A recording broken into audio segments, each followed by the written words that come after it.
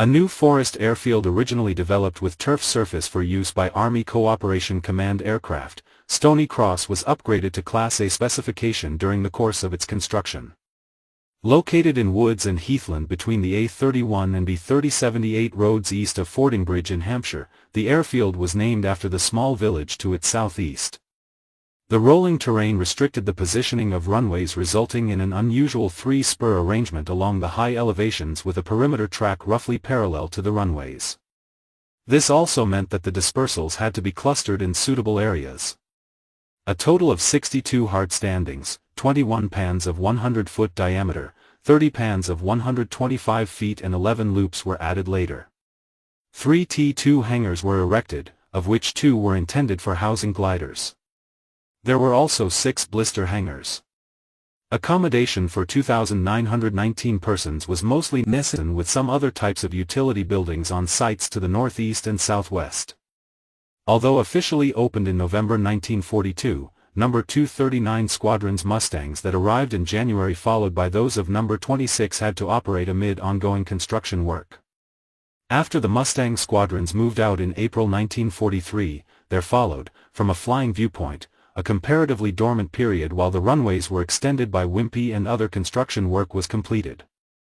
In August, No. 297 Squadron took up residence with Albemarle's, to which it was converting from Whitley's. In November, this Airborne Forces Task Unit had one flight taken to provide the nucleus of No. 299 Squadron, initially equipped with Venturas until Stirlings became available in January 1944.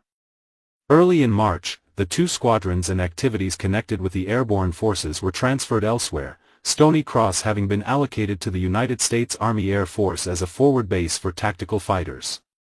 An American advance party soon arrived to ready the airfield for the incoming fighter group, whose personnel came in on April 5 and 6 after an ocean crossing to Greenock.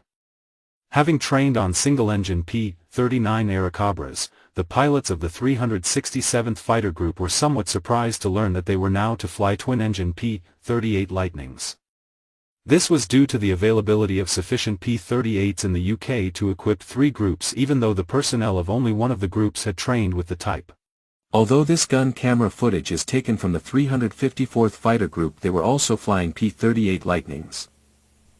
On the 16th, each aircraft carried 2 2,000-pound bombs on an experimental mission, the first time such a heavy load had been used by P-38s in combat. Up to this time, 367th casualties had been light, but 2 days later 4 aircraft failed to return. Worse was to follow when 7 P-38s were lost during the intensive softening up of enemy positions prior to a ground offensive to secure Cherbourg. In all, 21 P-38s were missing in action from Stoney Cross during the 367th stay, during which time 85 missions had been flown. On July 6, the 367th Fighter Group moved, lock, stock and barrel, to Ypsilanti to make way for a B-26 Marauder Group, to increase the radius of action. 9th Air Force intended to move the 98th Wing with its 4 groups into the new forest area at the earliest opportunity, and obviously only those airfields built to bomber standard would be suitable. The 387th Bomb Group, with its 556th, 557th, 558th and 559th Bomb Squadrons moved in from Chipping Ongar between July 21 and 27, flying their first bombing mission from the base on the 23rd.